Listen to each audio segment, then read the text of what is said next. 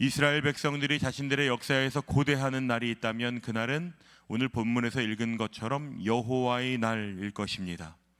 그날이 이르면 이스라엘 백성들은 자신들이 조상 때부터 지금까지 당하던 모든 수치와 수모와 굴욕들, 그 패배감, 그 절망감, 그 모든 것들을 하나님이 단박에 회복시키실 것이라고, 우리가 그토록 고대하는 다윗의 나라의 영광이 회복될 것이라고 기대했습니다.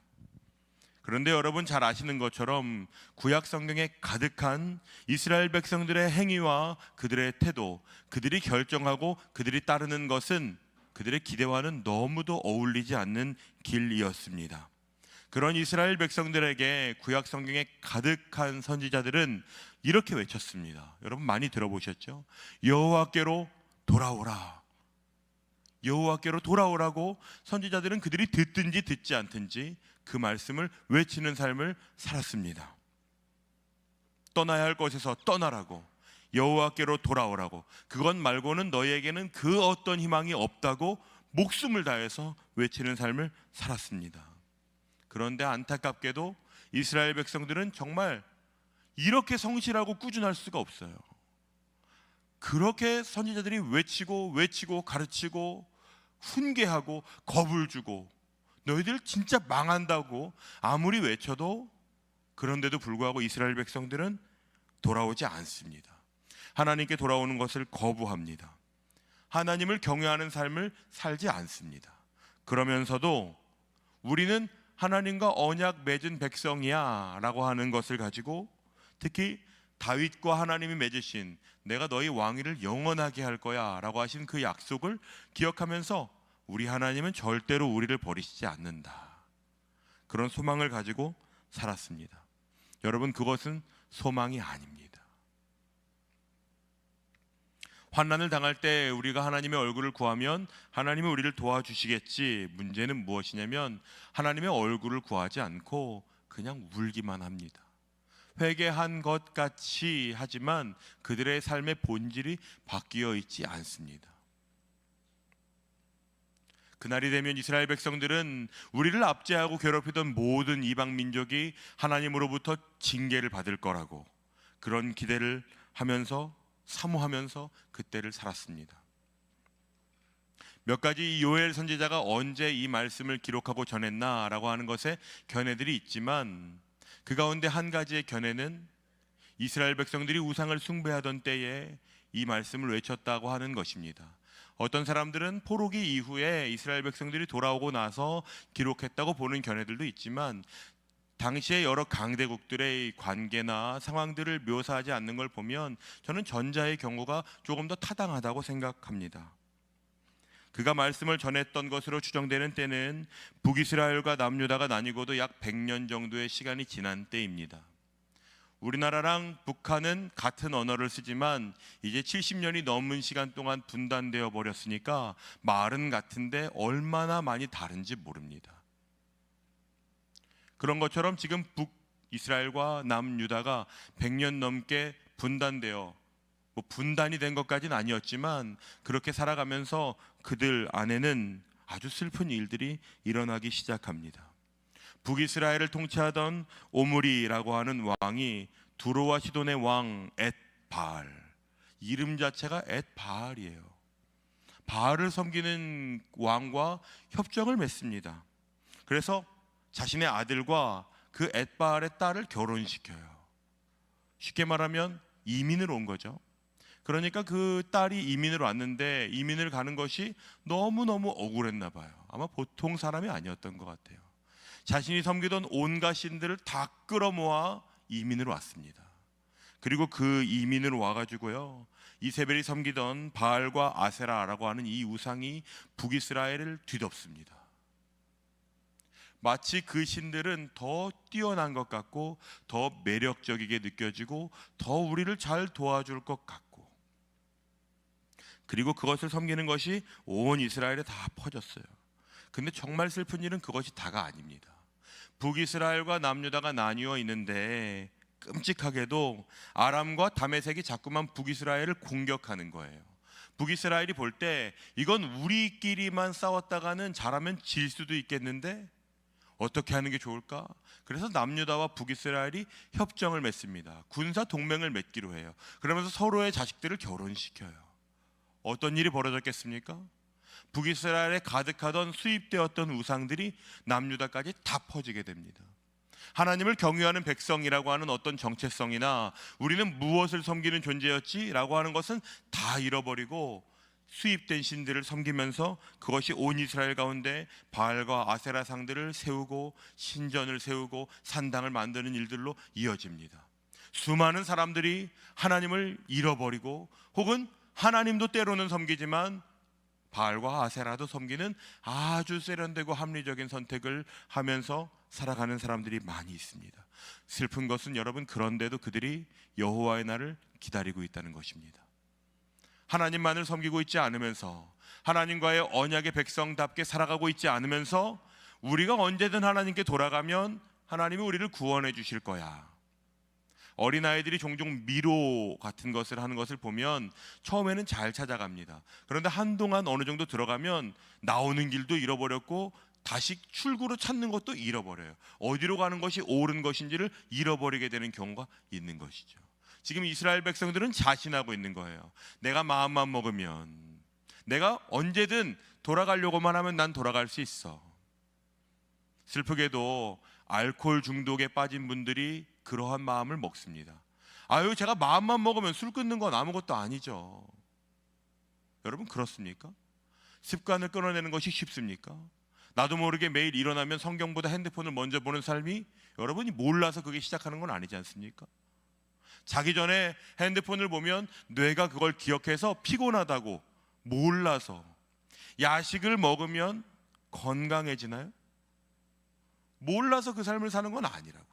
이스라엘 백성들이 지금 우리가 언제든 원하면 여호와께로 돌아갈 수 있어 라는 것 자체가 그들이 하나님을 경외하는 길을 얼마나 가보지 않았나라는 걸 알려주는 것입니다. 여러분, 죄짓지 않는 삶을 살려면 정신을 똑바로 차려야 됩니다. 쉽지가 않습니다. 지난주 한 주 동안 각종 방법으로 미디어 금식도 해보시고 금식도 해보고 때를 정해서 기도도 해보셨죠? 쉽지 않다고요. 이스라엘 백성들이 그것을 얼마나 우습게 여기는지 아십니까? 그들은 하나님을 이렇게 생각하고 있습니다. 예레미야 2장 27절 말씀입니다. 함께 읽어볼까요? 그들이 나무를 향하여 너는 나의 아버지라 하며 돌을 향하여 너는 나를 낳았다 하고 그들의 등을 내게로 돌리고 그들의 얼굴은 내게로 향하지 아니하다가 그들이 환난을 당한 때에는 이르기를 일어나 우리를 구원하소서 하리라. 여러분, 말이 됩니까? 이스라엘 백성들이 지금 하나님과의 관계를 이 정도로 생각했다고요. 하나님은 언제든지 우리가 사과하면 들어주실 거야. 여러분, 하나님에게 감정이 있다는 것을 아십니까? 하나님은 인격적으로 우리와 교제하고 싶으신 분입니다. 격을 가지고 교제하고 싶으신 분이라고요. 그냥 미안해 라고 하는 한마디로 사람도 용서해 주지 않습니다.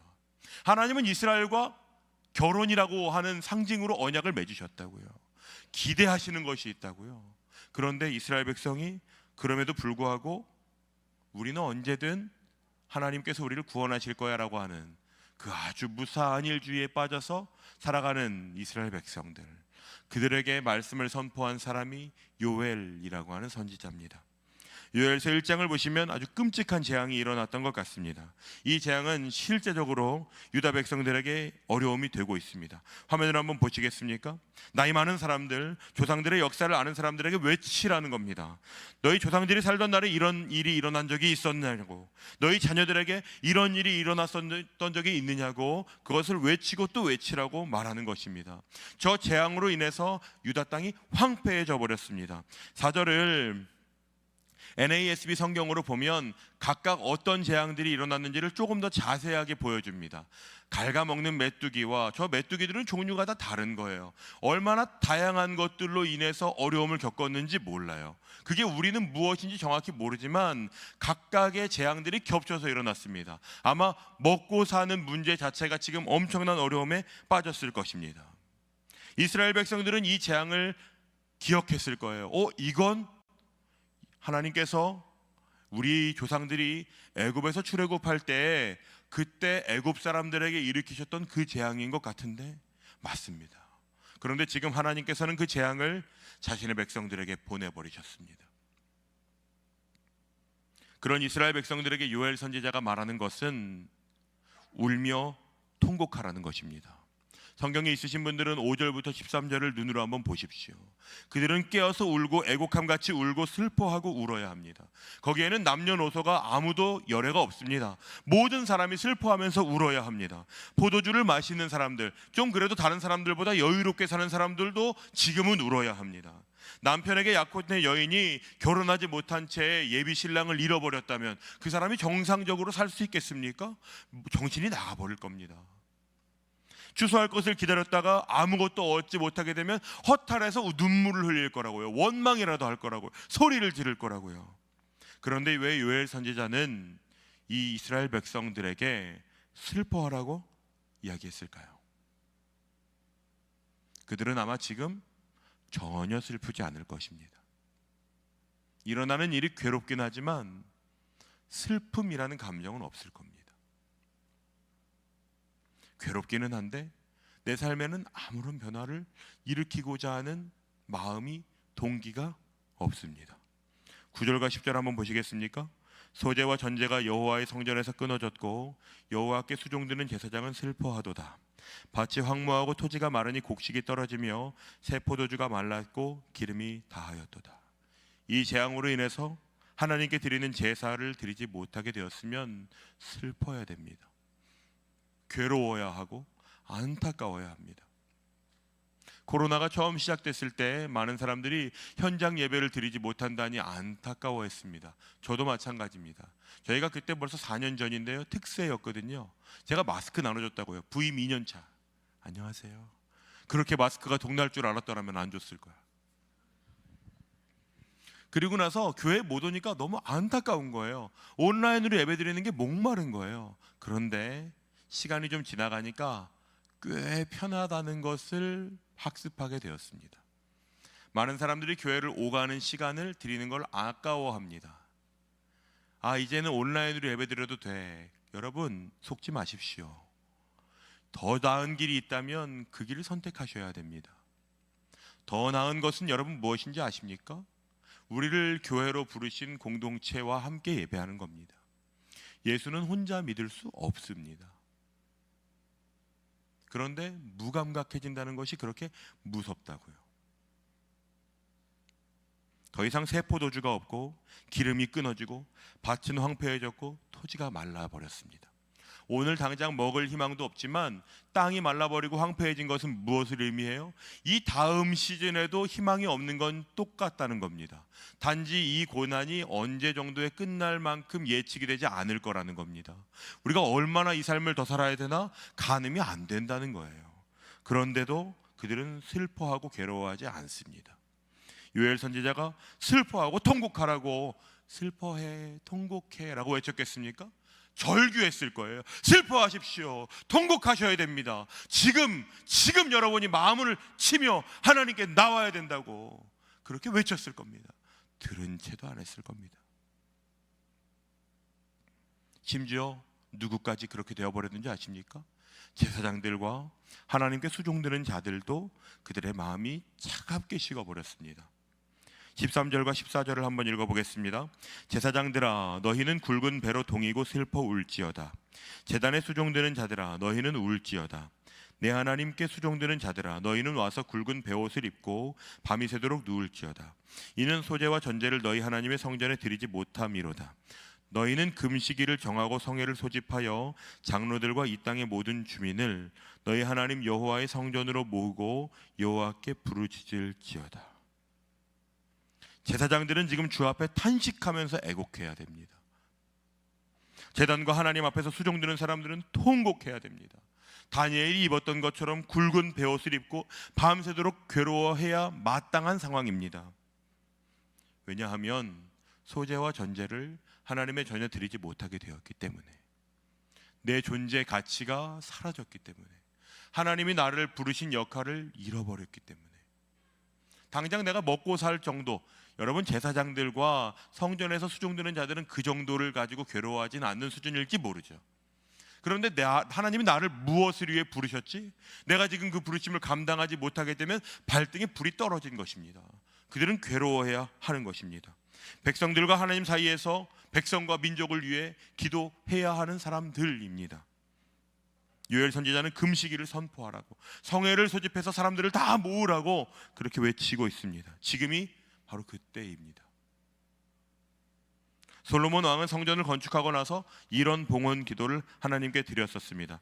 열왕기상 8장 37절부터 39절을 보시면 이 땅에 기근과 전염병이나 곡식이 시들거나 깐부기가 나거나 메뚜기, 황충, 적국이 와서 성읍을 에워싸거나 무슨 재앙이나 무슨 질병이 있든지 막론하고, 이 땅에 어떤 어려운 일이 생기면 한 사람이나 혹 죄의 온 백성 이스라엘이 각각 자기의 마음의 재앙을 깨닫고 이 성전을 향하여 손을 펴고 무슨 기도나 간구를 해야 합니다. 그것을 해야 하나님이 그걸 들으신다고. 한 사람이라도. 그런데 지금 그 한 사람도 보이지 않는 상황입니다. 우상을 숭배하는 최신 수입된 우상에는 관심을 보이고 매력을 느끼고 흥미를 보이면서, 우리의 표현으로 하면 뭔지 아셔요?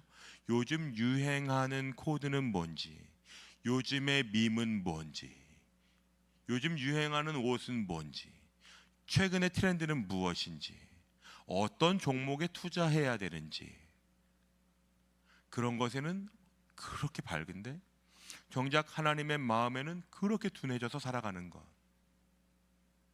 여러분, 그것이 잘못됐다는 것은 아니지만 거기에는 너무 밝고 하나님의 마음에는 너무 어둡게, 너무 무감각하게 살아가는 것은 정말 심각한 문제입니다. 요엘 선지자는 여호와의 날이 가까이 왔다라고 선포합니다.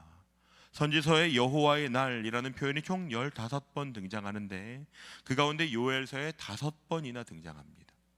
요엘 선지자가 얼마나 그 여호와의 날을 잃어버린 이스라엘 백성들에게, 정확히는 여호와의 날을 향한 맹목적인 기대만 가지고 무감각하게 살아가는 이스라엘 백성들에게 그날이 오고 있다고 이야기하고 있는지 모릅니다. 그들이 기대하던 것처럼 하나님이 무조건적으로 우리를 구원해 주실 거야, 그런 날이 아닐 거라고. 온갖 우상을 숭배하면서 헛된 소망만 가지고 이 땅에서 살아가는 그가 누구든지 그는 하나님의 심판의 날을 마주하게 될 것이라고 이야기하는 것입니다. 우리도 이제는 어느 정도 충격요법이 학습이 돼가지고 어느 정도 뉴스에는 이제는 별로 놀라지도 않습니다. 예전에는 여러분 아십니까? 살인사건이 나면 뉴스에 나왔습니다. 요즘은 어지간해서는 뉴스를 타기가 어렵습니다. 엄청난 재앙을 마주하면 슬프고 안타까워야 됩니다. 그런데 요즘 우리는 별로 슬픈 일도 없고 괴로운 일도 별로 없습니다. 나에게 있는 슬픔은 있고 내 어떠함에 괴로운 거는 알지만 뉴스에 가득 채운 일들, 여러분 그 안에 슬픈 일들이 있어야 되는 것입니다. 괴로워야 하는 것입니다. 여러분 아시는 것처럼 온 나라가 지금 병원 사태 때문에 난리를 겪고 있습니다. 그것이 무엇이 옳고 그른지 모르겠지만 여러분 그러면 안타까워야 됩니다. 마음이 아파야 됩니다. 누군가가 지금 목숨을 잃을 수 있는 위기에 놓일 수 있는 건가? 이걸 어떻게 해결해야 되나? 방법을 몰라도 그걸 가지고 하나님께 나아가는 사람들은 있어야 되는 것입니다. 우리 나의 또래의 사람들 중에 정말 삶의 소망이 없어서 오늘 내일을 살아가는 사람들이 많이 있다는 것을 여러분 모르십니까? 그러면 마음이 아파야 됩니다. 하나님 앞에 나아갔을 때 주님이 좀 구해 주셔야 되는 거 아닙니까? 이 말씀이 이렇게 기록되어 있던데 성전을 향하여 눈을 들고 무슨 기도나 무슨 간구를 하더라도 하나님이 좀 들어주셔야 되는 것 아닙니까?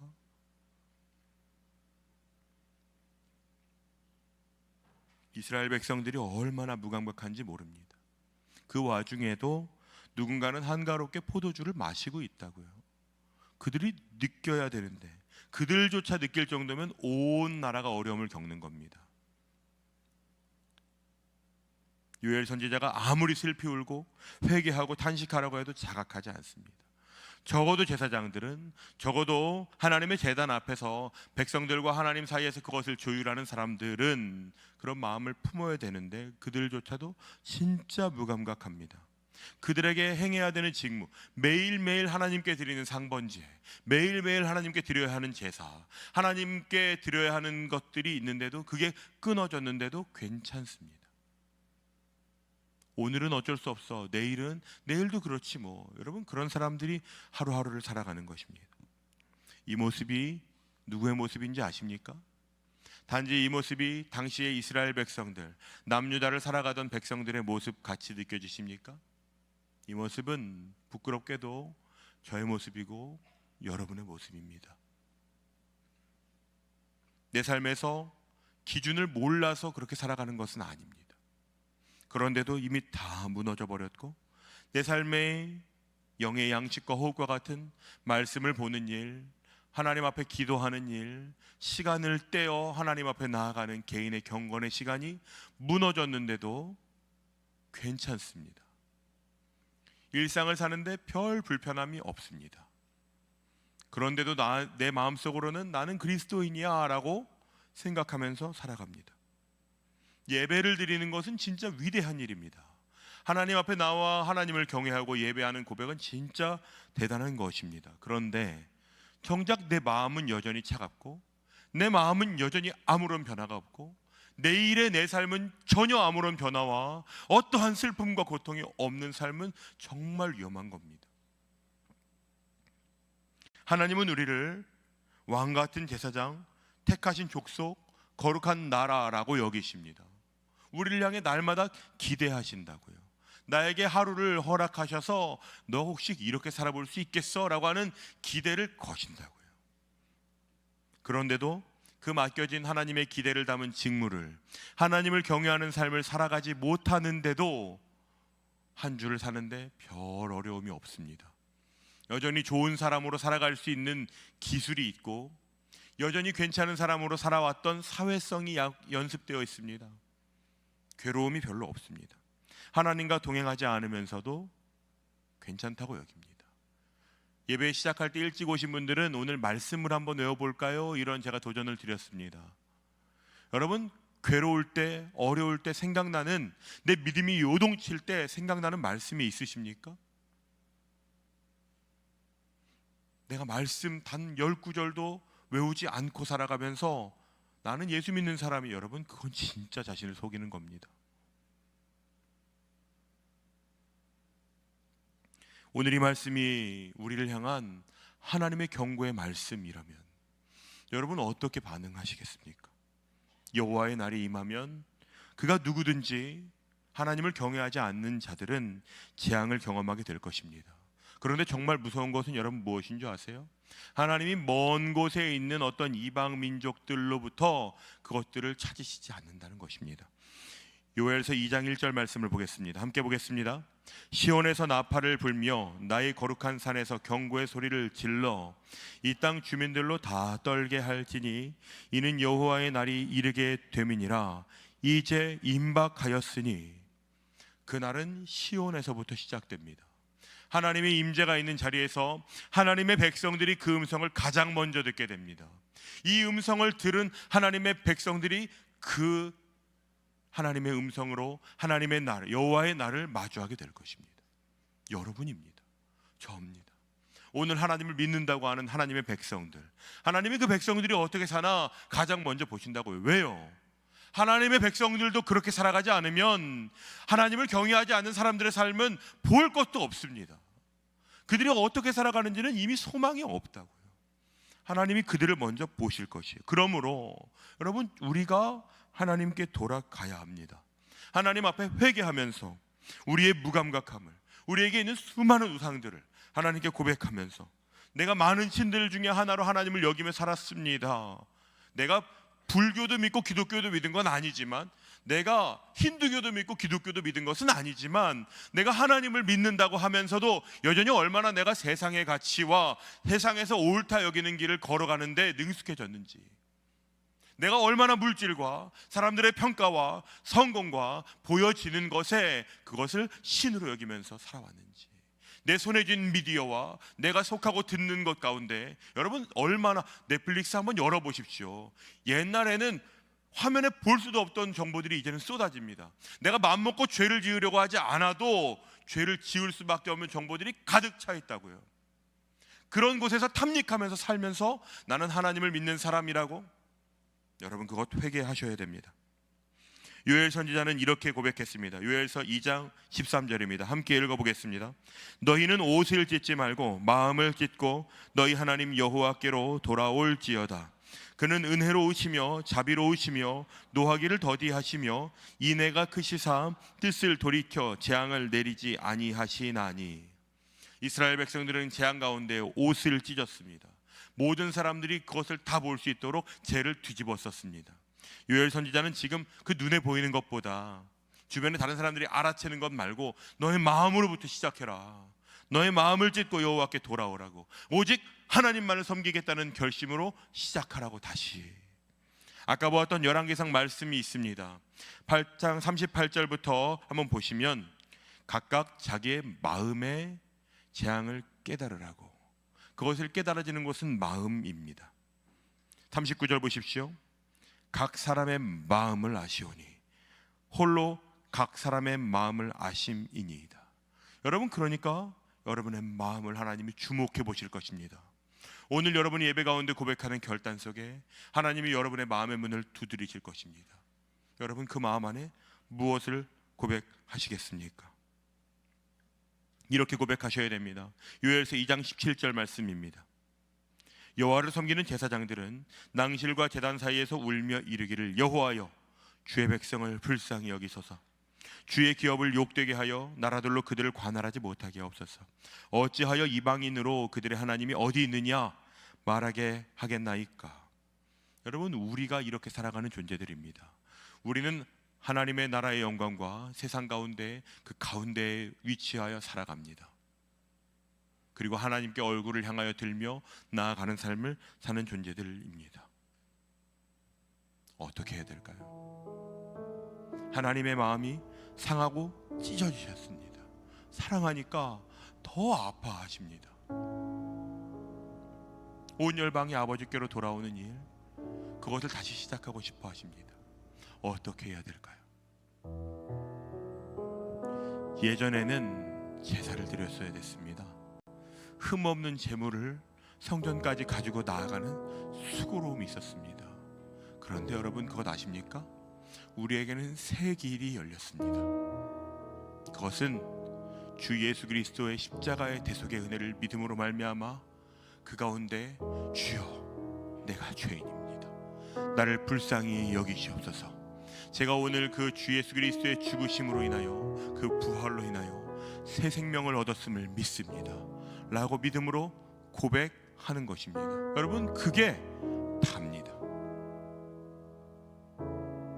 뭔가 좀 더 있기를 바라는 마음이 있으십니까? 여러분, 그렇지 않습니다. 그것이 답니다. 더 나은 온전한 길이 우리에게 뚫렸습니다. 그 아들 예수 그리스도께서 십자가에서 운명하실 때 위에서부터 아래로 성전을 가로막던, 성소를 막아뒀던 천막이 찢어졌습니다. 누구든 예수의 보혈을 힘입어 주 앞에 나갈 수 있는 권세를 얻었습니다. 여러분, 오늘 그 예수 그리스도의 십자가 앞에 나아가시기로 여러분의 마음을 다하여 나아가시면 여러분, 그것으로 예수께로 우리에게 놀라운 일을 이루십니다. 종교적인 고행이나 시간이 필요한 것은 아닙니다. 우리가 거룩한 훈련을 하는 것은 더 하나님을 잘 믿기 위해서, 더 잘 살아내기 위해 사는 거지 구원받기 위해 하는 것 아닙니다. 속지 마십시오. 구원은 십자가에서 예수께서 완성하셨습니다. 이 시간에 우리가 찬양 때 불렀던 이 찬양을 같이 고백하려고 합니다. 그리고 여러분, 오늘 좀 도전해드리고 싶습니다. 앞으로 나와서 기도하실 수 있는 분들이 계시면 앞자리로 초대해서 우리 기도하려고 합니다. 여러분, 어디에 계시든 일어나서 내가 주의 보좌를 향해 십자가의 능력을 의지하며 나아가겠습니다. 여러분, 그 결단 가운데 하나님이 여러분에게 그 은혜를 부으실 것입니다. 이 시간 이 찬양 함께 고백할 때 여러분 주시는 마음을 따라 일어나서 앞으로 나와서 복도를 채워 함께 기도하는 시간을 가지겠습니다.